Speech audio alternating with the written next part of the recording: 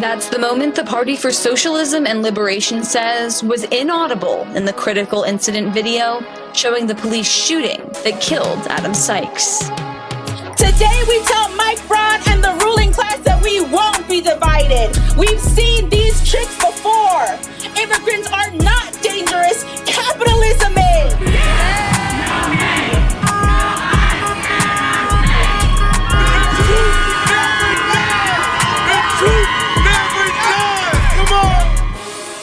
Welcome to Naptown People's Radio, a weekly podcast brought to you by the Indianapolis branch of the Party for Socialism and Liberation. I'm your host, Dani Abdullah, and today I'm joined by my comrade and co-host, Lucas Lee. We're here to guide you through the pressing issues facing Indianapolis from the perspective of our people, not our oppressors. And as organizers involved in these issues, we're not just talking about the news, we're making it happen. So today, Lucas and I are going to be talking about the revolutionary optimism of the Midwest and probably explaining what revolutionary optimism is, because not everybody knows.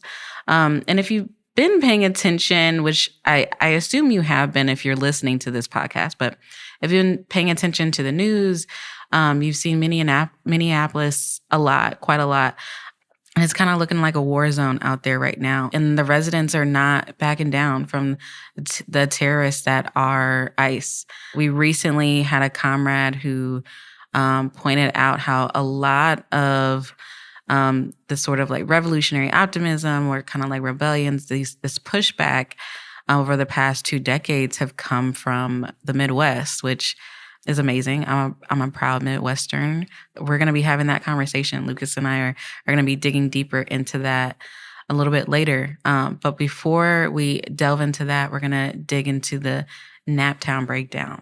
So right now in Naptown in Indianapolis, kind of the thing that's on the forefront of a lot of people's minds right now is the mayoral elections that will be taking place next year.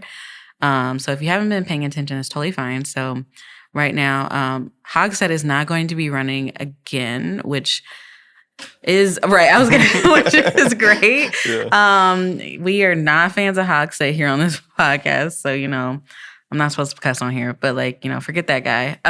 But Bob Osley, who, if y'all remember, if this is your first episode, then you wouldn't know, but Bob Osley, we call him Voice of the Predators, which he's now calling himself Voice of Progress, which is that's so gross. It sounds like a CIA radio channel. It does. That's exactly it sounds like. I mean, he does work for the government. He literally does. But it's super cringe. Just oh, you are absolutely this is like a cartoon at this point, right? Voice of Progress. Get out of here. So we got Osley running, and then we've got Senator Andrea Hundley, who I'm learning more and more about. And so far, I hope this doesn't bite me in the butt later on. But so far, she seems cool. She seems fine. She's an educator. She's an IUPUI grad. She's a former principal. She does not have the same heavy political background as Osley, which I personally think is a good thing. I don't know how you feel about that, Lucas, but I feel like I would prefer not to have a what are they called? A professional politician, A machine politician. Yeah. And so I think that's really cool. People were talking about this as possibly we're going to have our first Black mayor here in Indianapolis, which is Lucas and I were talking before we started recording. That's just wild that Indianapolis has never had a Black mayor. I mean, the options are between Osley and Hundley, who Hundley so far, from what I know, she sounds great. She's shown up to our Martindale Brightwood stuff before. So what? Yeah, so in October, there's a demonstration for Protect Martindale Brightwood because they're building the data center there. And we shut the street down near the place, and she actually came and spoke to everybody. Oh my God. So that's already better than Bob. I was going to say, Osley would never. Yeah. He literally would never do that, has never done that, will never do that. Okay. All right. Senator Hundley, look at you. showing up for the people. I love that. That's amazing. I mean, and that's what we want, right? That's what we want in our mayor, is to like actually show up for the people and listen to the people. Ashley recently did an interview with, I want to say Indie Star. I could be wrong. And I saw like a clip from it. And in it, you know, the interviewer did like a great job. But the interviewer asked, like, was talking about the situation with Lauren Roberts and Ashley kicking her out, you know, having her physically removed from a city county council meeting. And Ashley was like, oh my gosh, I would never do that again. Like, I feel so bad about that. And so the interviewer goes on to say, like, do you feel like Hogsett like reacted well, like did the right thing by Roberts? And Ashley's like, I can't answer that question. You should ask Hogsett. And interviewer's like, well, I'm asking you. Like, and he just gives like such a non-answer. Like, like, I can't answer that. I don't know. But I can tell you that would never happen if I was the mayor. Like, well, if you're going to become the mayor, then answer a question like that. Literally answer the question. You can't even answer a question as a candidate. How can I trust you to be the mayor, right? Like, what's going to happen as the mayor? As like, just as the president of the city county council, you had a survivor physically removed, as she's trying to advocate for herself and others. And you have continued to victimize her. Yeah, he talks about how much he regrets doing that, but you've done nothing good by her ever since that happened. You literally just pretend like it never happened in the first place. And, you know, getting upset and getting really, I can't talk about that when people bring it up. Like, that doesn't seem like it's regret. It seems like you're like sorry for it being like an incident. Right. Right. You're sorry that people know about it, that it became like this huge thing. Yeah, he's not like evoking confidence in me. You know, shocker. He's not evoking confidence in me. He's just doing what Hogsett does. He's doing exactly what Hogsett does. Except Hogsett like likes to show up to like Black functions drunk and likes to like shuck and jive. And it irritates my soul every time I see it. So I'm like, Auntie, please stop inviting Hogsett to the cookout. Like, please, for the love of God, like, stop doing that. Hogsett loves to show up drunk to Black events and like do this weird little dance every time. It's the same dance every time, and it pisses me off. Like, there's gotta be like something like racist about it. Like, I was like, I can't pinpoint it, but I'm like, there's some undertones here, man, every time. Speaking of Hogsett has also appointed Chris Bailey, who is currently the chief of police, as his deputy mayor, which will lead us to like, we need a new, you know, chief of police also. So that's going to be a thing again that we have to deal with. Chris Bailey being the deputy mayor, and one of the reasons that they referenced this was like, you know, crime has gone down, you know, like he's doing such a great job. And I'm like, I cannot trust somebody who like, there's a lot of reasons I can't trust Chief, you know, Bailey. One, he's a cop. So like, that's honestly, I really don't need any more reasons after that. But like, he was like beating the hell out of his wife at one point, and y'all made him the chief of police. Like, how, just like morally, how do we reconcile with that? And now he's the deputy mayor, which like a cop being the deputy mayor. Everything lately has felt very cartoonish, like cartoonish evil kind of things. And like I feel like deputy mayor being a cop goes up there. Yeah. For me, I'm like, this feels like I'm in a cartoon right now. Like, I'm waiting for Bugs Bunny to pop up anytime now. Just I don't understand how you can be like the director of public safety or whether or like as Hogsett says, like, my administration prioritizes public safety. But as we saw, like the statement that he made, like what was like a week and some change ago, it was just like, if ICE comes here, I'm going to hide and I'm going to pretend that they're not here. They're taking credit for something that, you know, first, they can't like assert that they're actually the reason that crime is going down. And two, their behavior indicates that if there was a problem, they wouldn't do anything about it in the first place. the selection of a new chief is kind of, well, it's worrying for a lot of reasons. And it's worrying because that opens a possibility that the chief is now someone who, instead of Bailey and all of his graciousness, is like, we won't help ICE, asterisk. Like, Right. But instead, it might be someone who's like, hell yeah, like, we want ICE to be here. Absolutely. So. Yeah, absolutely. And I know Bailey was part of that like article that came out recently with Hogshead talking about like people were scared and, you know, it's out of my hands what happens, which like we talked about that a little bit on the podcast, but like I still am questioning, okay, if it's out of the mayor's hands, like who is making these decisions, right? Like but yeah, yes to everything you just said, right? Like who is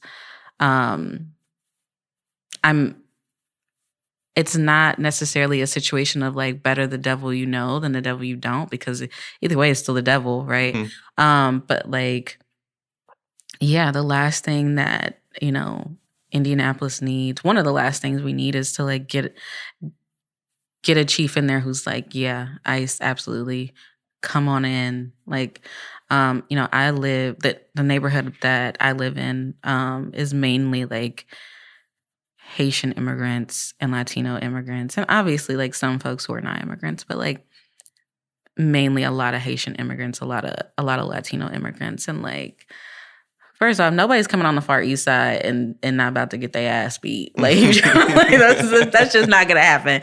That would be wild. I cannot see my neighbors even going for that at all. But like that is a concern that I have, and I know a lot of like neighbors have, a lot of people in the city have, is like who is coming in here and trying to like kidnap our people, right? Last thing we want is Minneapolis, like shout out to those folks, but like not a situation that we want to like happen here also, right? Not in the sense of like rebellion is dope, but like not in the sense of like, I don't actually want to like go out and fight ICE agents every day. Not that I wouldn't, you know, I cannot confirm or deny if I would do that, but like, it's not necessarily something I wake up and I'm like, yeah, I would love to do that. Yeah, people don't wake up like being like, oh boy, I can't wait to fight for my existence today. That's just not something that people look for. Exactly. So it's going to be an interesting time. I mean, 2026 is already turning out to be like an interesting time politically. There's a lot happening like nationally, globally, but in Indianapolis, in the Midwest in general. So like, I mean, we're going to keep reporting on it. We're going to keep, you know, living it with y'all, but like interesting time right now. Yeah. All right. And that is going to be it for the Naptown Breakdown. We will be right back. What does it mean to be an organizer in Indianapolis? It means knowing our local struggle is connected to the fight against IMPD violence, to the defense of trans rights, and to liberation movements worldwide. That's why the Indie Liberation Store exists. We're your one-stop shop for activists and organizers, now in our new Fountain Square storefront at 1619 Prospect Street. We create and curate the gear and knowledge you need to build power here. Find t-shirts, posters, buttons, and pins that speak directly to our city's battles, and build your foundation with our vast selection of books, from Black liberation and Indigenous studies to theory, local authors, and books for radical kids. This is more than a store. It's a resource for the movement. We're open Tuesday to Saturday, 12 to 8 p.m., and Sunday, 1 to 5 p.m. Out-of-town listener? Explore and shop our entire collection online at IndieLiberationStore.com. We ship nationwide. The Indie Liberation Store. Wear your values, study the struggle, change the city. And we're back with Naptown People's Radio. So for this segment, we're going to be getting into the revolutionary optimism of the Midwest. Lucas and I are going to be like kind of going back and forth, but Lucas is going to kick us off and get into it. So go ahead. All right, thanks. So I'm sure you've heard it too, but I've heard of like a lot of people calling the Midwest like the flyover states, which to me like implies that they think that there's nothing notable here and nothing notable ever happens. But as revolutionary optimists, as people that believe that change is possible and the conditions are creating situations and crises where revolution is possible, and the belief that our intervention is necessary to determine the character of a revolution, we don't believe that nothing ever happens or nothing ever changes. Unsurprisingly, hopefully to us who organize here, we know that it is not true, but let me kind of illustrate what I mean. So in the last 2 decades, some of the most impactful uprisings and social upheavals have happened in the Midwest. As an example, the 2014 murder of Michael Brown in Ferguson, Missouri, ignited a national discussion about systemic racism and police violence and brutality, and helped birth the Black Lives Matter movement. In the spring and summer of 2020, the murder of George Floyd in Minneapolis, which was entirely caught on camera, sparked an uprising that spread throughout not just the country, but the world.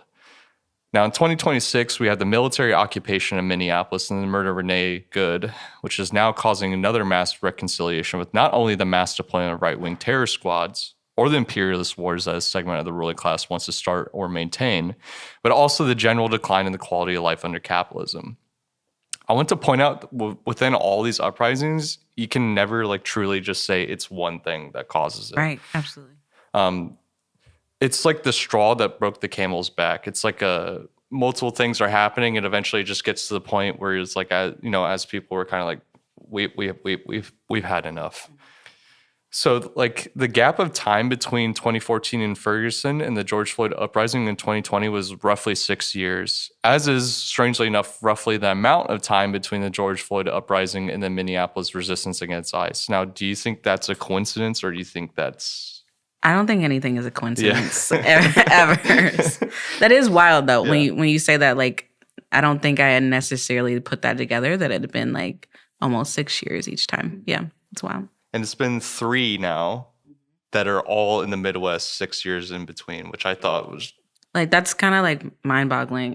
Also, can we say, because having this conversation, again, been in the Midwest my whole life. We had this conversation yesterday. I was like, who was in the Midwest? What are we counting as the Midwest? And because I think that's helpful to know, especially if you're listening and you're not from the Midwest.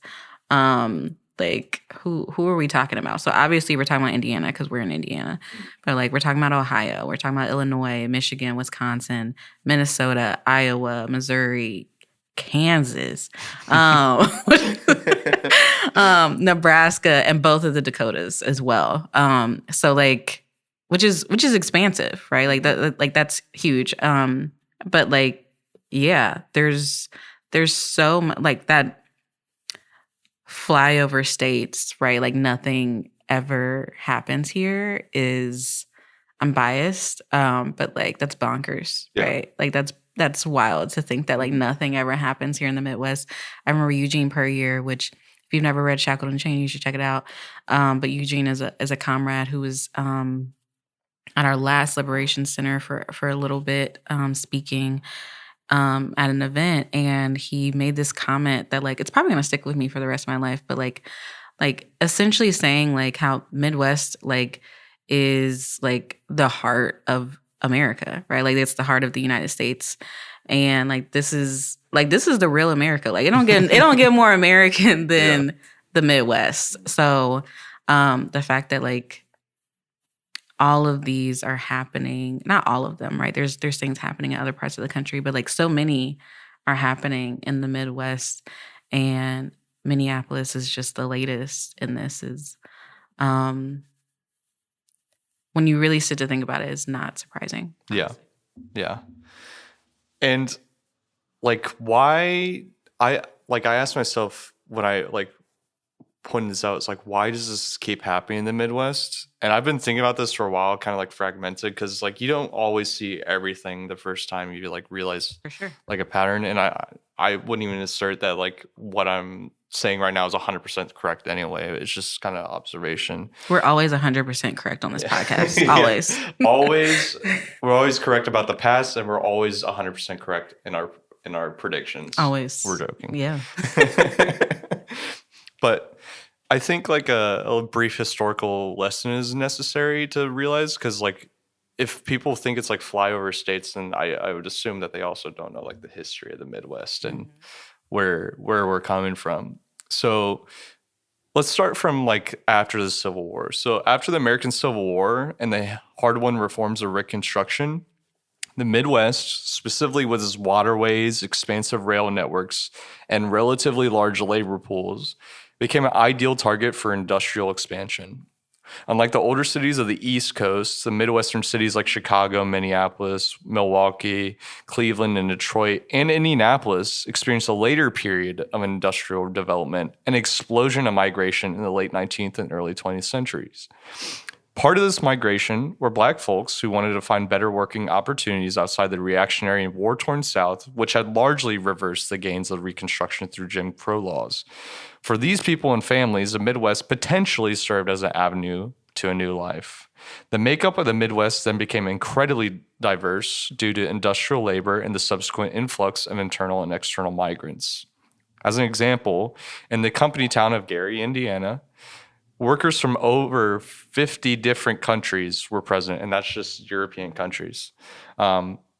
Although the labor unions in the Midwest at the start of the 20th century largely excluded Black workers, on-the-ground organizing by Black labor leaders, which has largely gone like unreported and undocumented historically until like recently, really led to like unprecedented amounts of solidarity among workers, regardless of their skin color, and that was obviously a big problem for capitalists. Yeah, absolutely. So after the revolution in Russia in 1918, 1919, capitalists around the world were like, oh no, like our time is coming to an end. But these fears were felt heavily in the Midwest. According to IU Northwest professor Ruth Needleman, during the first Red Scare, the U.S. Army was sent to suppress striking workers in the U.S. steel strikes in 1919, which took place in Gary, citing Bolshevik influences and the impending danger of race riots. In Gary. Yeah. Both of which surprisingly never materialized. Oh, wow. A period of reaction overtook the Midwest. So in Indiana, regrettably, one of the things that we're best known about is the Ku Klux Klan membership rose to staggering numbers. I remember seeing in southern Indiana, at least 1 out of 3 working white men were like claimed Klan membership. The American Legion, which chose Indianapolis to be its headquarters, devoted itself to a mission of protecting America and American values. This organization immediately put itself at odds with the workers' revolution in the Soviet Union, and they were being like super petty about it. They wouldn't even like call the Soviet Union. They'd be like, oh, it's just Russia. It's not the Soviet Union. They would just like, for years, they refused to call it that. That's ridiculous.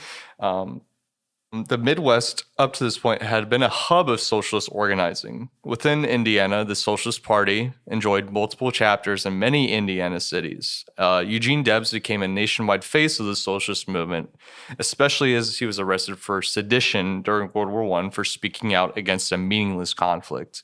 In Milwaukee, Wisconsin, the city had a movement called Super Socialism, where socialists were elected in municipal positions in order to improve the infrastructure and quality of life for workers in the city.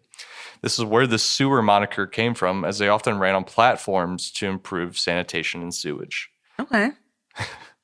Although socialist movements enjoyed popularity in the 1900s to the 1930s, after World War II, the subsequent second period of the Red Scare, socialist organizing never really found the same base of support. It went from one of the most progressive regions to one of the most backwards regions within a matter of decades, and this trend would only increase.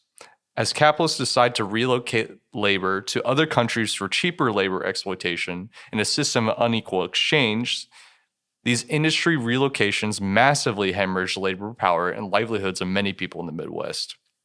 Workers who lost factory jobs could find no similar opportunities in the deindustrialized Midwest. So many of them migrated elsewhere to find more opportunities, starting a labor and professional exodus out of the Midwest. And this is crazy. Like, as an example, my brother told me this. Cincinnati lost 50% of its population in 50 years from 1950 to 2000. 50%? 50% of their population. That's, oh my God. Wow. Yeah. Holy crap. Okay. And in general, across the board, while other places and regions in America have been steadily like increasing in population, we've actually been losing people. I mean, that's not like surprising. Yeah, if you right? live here. Yeah, right. Like that's not surprising. My family comes from all over, but my papa, who was my mother's dad, like that's how his family got here during the Great Migration. So if you know really anything about like Indianapolis, like there's a community on the south side of Indianapolis. There's a Black community on the south side of Indianapolis, and like they have like every year there's like a family reunion, and like they celebrate how like their ancestors came to Indianapolis during the Great Migration, and like that is so when my family came up from Swords, Georgia, which doesn't even exist anymore. It's a town that does not exist anymore. But when they came up from Swords, Georgia, that's where they moved, which was on the south side of Indianapolis, which I think about it now and I'm like, south side of Indianapolis. Like, why would your Black ass move to the south side of Indianapolis? But obviously things look very different.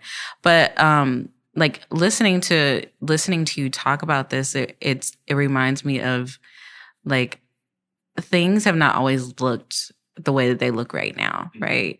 Like just that history of like to think that, oh, they thought that this rebellion was going to happen in Gary, right? Which not that like it could still happen today. A rebellion could still happen in Gary today. But like, oh, they're working together, right? Like they're trying to these Bolshevik like influences are happening in Gary, Indiana, of all places. If you know Indiana, that's just like amazing to hear that and to know that history, which is not something that's taught to us in school. You know, like I think the only things I ever learned about Gary in school was like the Jacksons are from there and there's not a lot of work, right? Like not really anything good about, except for the Jacksons, but like really not anything good about Gary. And like, in my opinion, like that's an amazing thing to know that like they were working together. The rebellion didn't happen, but like that's an amazing thing to know and to think about like the Midwest in general and like these revolutionary roots that, you know, a little over 100 years ago, right? Like my grandfather was alive for this. And like that like hasn't left, right? Like those roots have not left. If anything, I mean, they continue to try and stamp them out. Yeah. But like they're not going anywhere, right? Like, because we're still here. Yeah. You know? And there's obviously a reason that those roots are growing now. It's not absolutely the revolutionary roots are not growing because everybody in the Midwest is ideologically a committed revolutionary. It's no. The conditions that we live in definitely influence like the wanting to actually have change, because like we clearly see that what we have been the situation we have been given in the Midwest in terms of like not being able to find super good jobs or like paid less. And also right to work was coined by Gary, the owner of of Gary, Indiana. He was the one who came up with the right to work, because he's like, if you know, the whole thing was like, oh, if you go to a shop and you can't get the job because you don't want to join the union, they're violating your right to work or something like that. But of course, someone from Indiana came up with the right to work.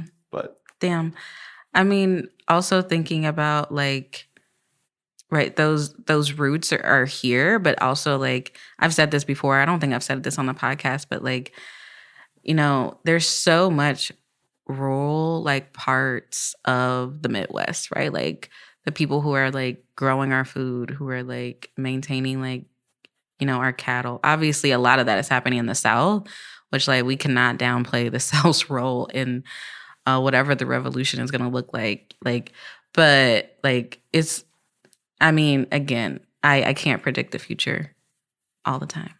But like the South and the Midwest, like that's really where it's at, you know, like, if we can like get the South to realize how powerful they are, and like the Midwest already know, like we already know how powerful we are in the Midwest, as we can see with these like rebellions popping up.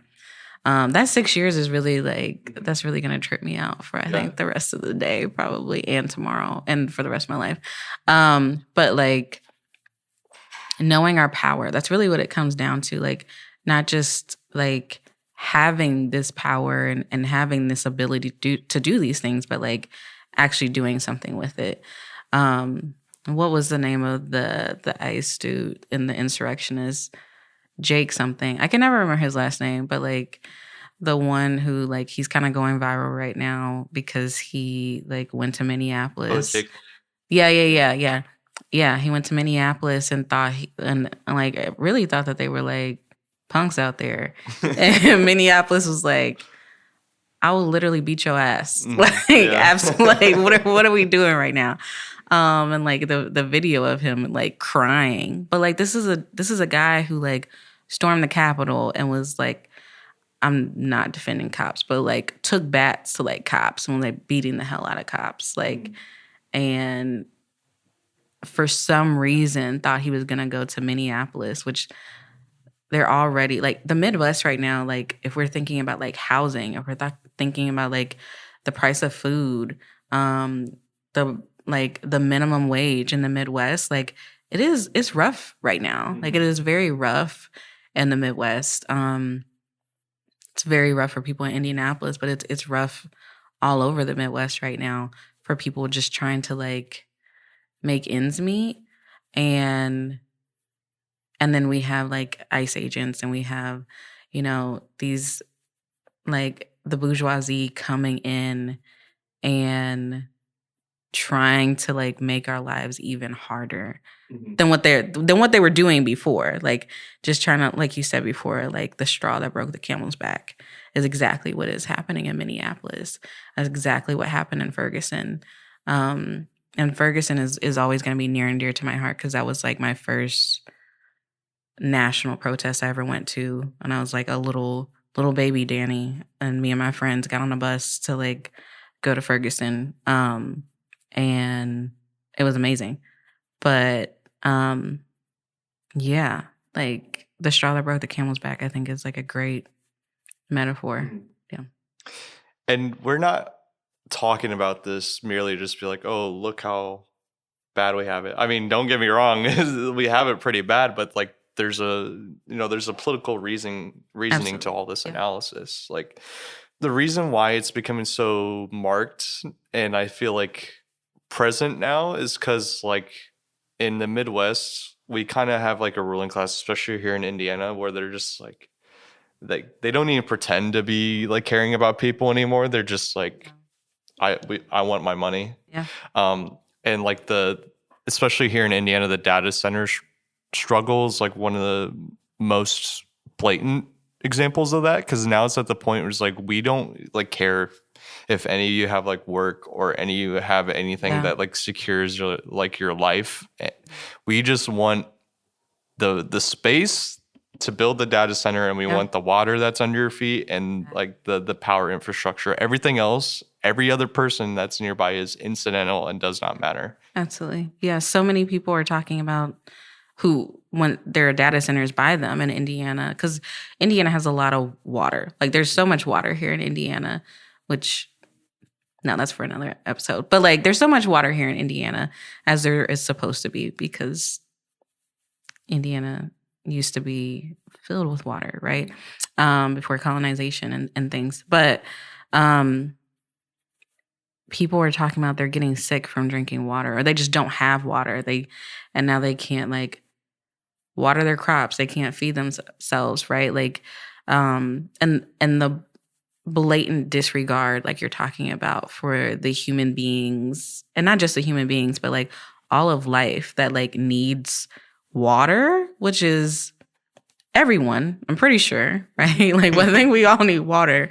They're just like, oh yeah, Indiana's got plenty of water. Let's go build data centers there, right? Like, that's wild. Like, this blatant disregard for human beings, for life in general.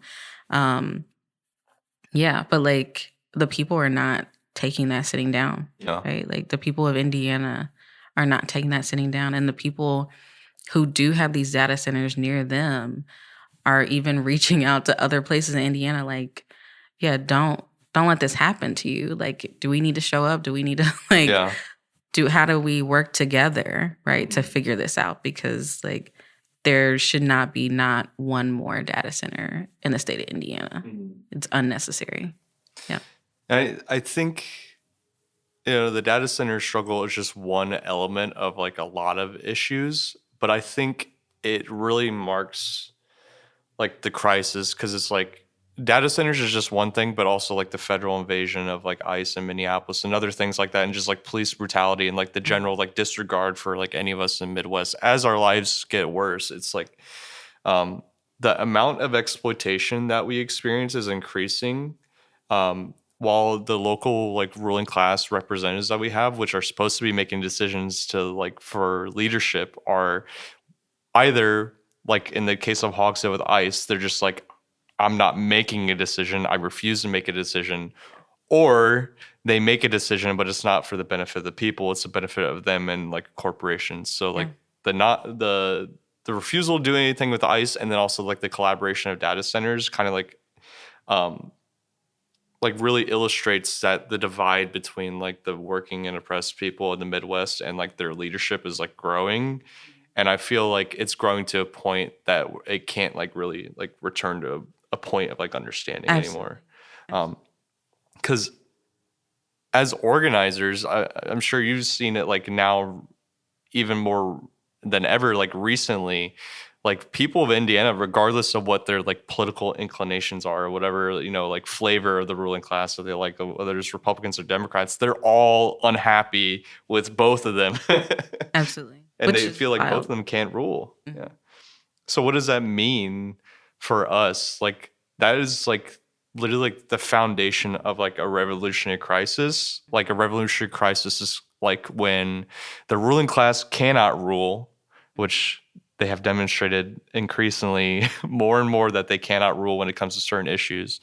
And the working class and oppressed people, which are us, are not tolerating anymore and be like, no, we're not going to have this anymore. Yeah. So that's why we have revolutionary optimism as organizers in the Midwest, because we're not just simply being like, like nothing substantial happens here. We're just going day by day. No, we're seeing major things happening here in the Midwest. And we're not saying that any region is superior than the other. We're not saying that at all. But we're seeing that major changes are taking place here. And it's causing everybody here to seriously reevaluate, like, does the future now look like? Because, like, anything could happen here. Mm-hmm. Absolutely. I mean, right, we're on the verge of a revolutionary moment, I feel like. And what does that look like and what does that mean? It's not something that we can predict. I know we've been making jokes about predictions, but like we can't actually predict that because only the people can make that happen. And not that we're not part of the people, but like that is like a mass movement kind of thing, right? That doesn't come from like one organization. That's not going to happen because the PSL was like, all right, like this is the time, everybody. Now we're going to go grab our pitchforks. I don't know. Got revolution tomorrow. Yeah, right. Like this, that would be cool. But like that's not how it works. And yeah, like the people can't go back either, right? Like that is the thing that has been very interesting to notice and see and be a part of. For not just right now, but just in general over the past couple. For me, since Trayvon Martin was killed, like to watch and see how consciousness continues to shift. And I know some people get really frustrated because like, it seems very blatant and obvious that like, okay, the bourgeois is like doing this to us and they are harming us and these, I have 100 different ways that I can tell you off the top of my head. But like the people are getting there. Like the people are getting there and they're getting there the way that they needed to get there and at the speed that they needed to get there. And maybe it's not the same speed as me, but that's okay. Mm-hmm. Right? Like as long as we get there, like that's really what's important. And no, we're not saying that like any region is better than others, I guess. No, we're not saying that. Yeah. But like I think going back, I think it makes sense that a lot of this is happening in the Midwest, that like again, we're talking about the heart of the United States. Literally, it's the heart, right? We're in the middle, literally. And a lot of things happen, like the Indianapolis is the crossroads of America, right? Like, so many things are happening, and consciousness doesn't just like politically, people are not gonna like get there overnight. It's gonna take something. Typically, it takes something pretty drastic happening to them, or to their loved one, or their neighbor, right? And that's how we get there. And the thing is, I think one of the things about the Midwest is like Midwest is so like it feels like, except for like Chicago, but like most of the Midwest feels very like small town, like like we're all like 6 degrees separated from one another. So like something happens to like one of us, it does kind of affect all of us. And I think that's part of it, right? I don't know if there's always something happening in New York, but like there's too many people in New York.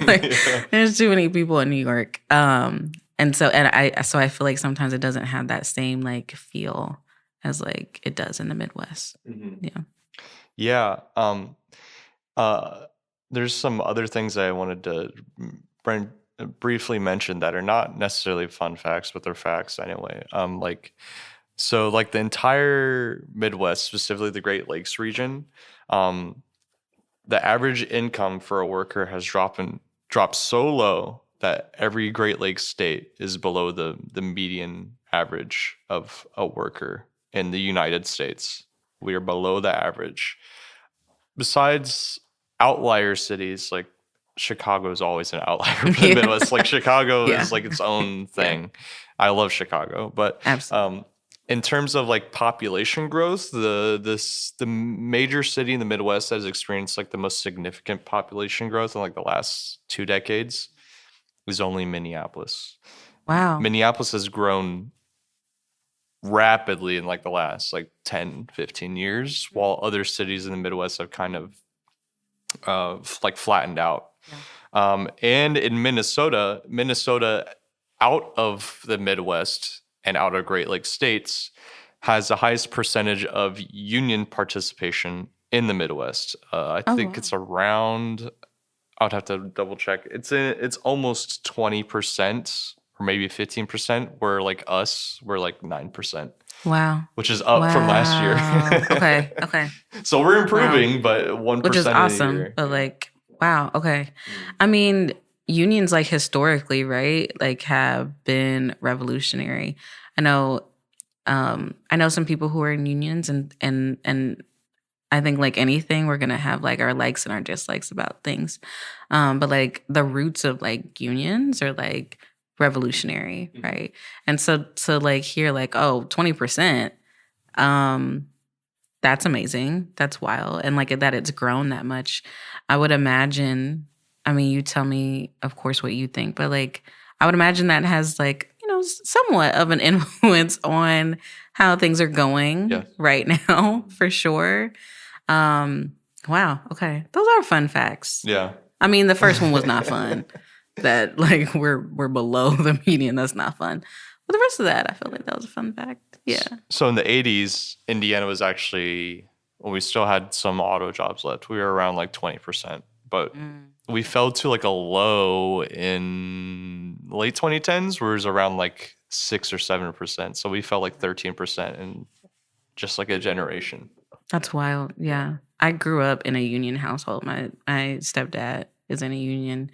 And like, not that he ever really taught me much about unions, honestly, other than like, I would come home from work and I'm like, why are you here? He like, oh, they're striking right now because we're not getting paid. And I'm like, all right, like, do your thing, I guess. But like unions, I mean, but I did know that, right? Like I knew that like they would go out and they would fight to make sure at least he's getting like a decent wage, right? Like that was, I feel like that's one of the like my core memories from childhood is like yeah, they're out fighting for a new contract. I'm like, oh, okay, cool. So like the 20% in Minneapolis, like, yeah, they're like, man, that's amazing. I can't even imagine that, like what that's been like for them, and like that, and such a boom in like their population. And apparently they got a lot of fighters out there. You know, they got a lot of people who are down for the people, down for their neighbors, you know, down for themselves as well. So that's awesome. Wow. Okay. I love it. I love that. All right. That is it for this segment. We will be right back after a short break.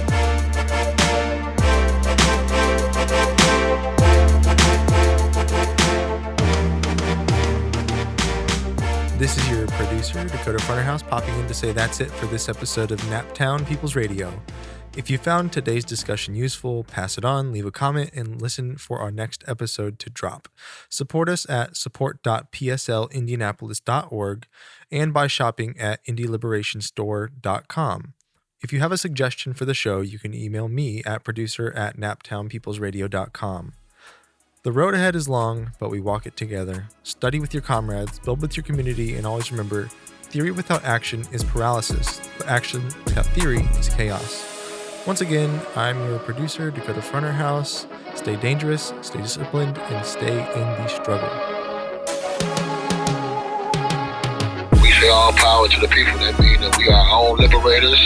We don't depend on nobody else. We depend on ourselves. We take responsibility for ourselves, and therefore we step up for our organization. Those that have proven by their actions and their practice that they represent for us. All power to the people and peace. Collaboration. Like, we act as if there's a scarcity of rights. If gay people get rights, women can't have rights. But that's not true. A victory for one is a victory for all. A thing is the same, you know? And you talk about people being fearless in the face of whoever there is. They don't care. To the Liberation Center, I would say, this is what we need.